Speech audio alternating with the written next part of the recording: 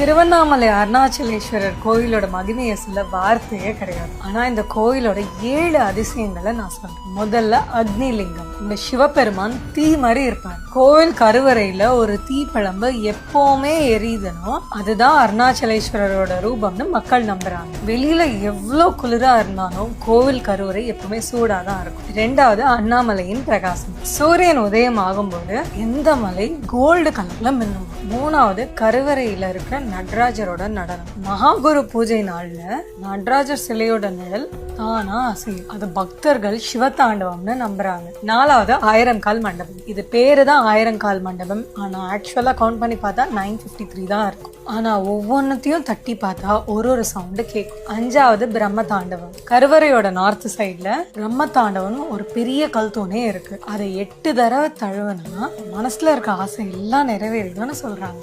6வது நிழலே இல்லாத கோயில். இது கோவிலோட கோபுரம் மட்டும் இல்ல, கோவிலை சுத்தி இருக்கிற பில்டிங் கூட நிழலே வராது. இந்த கோவில் சூரியன் சந்திரன் மூமெண்ட் ஏத்த மாதிரி கட்டியிருக்காங்க. 7வது பால் மரம். கோவில்ல இருக்கிற ஒரு மரம் பால் சுரக்குது. இது இயற்கையோட அதிசயம்னு மக்கள் நம்புறாங்க.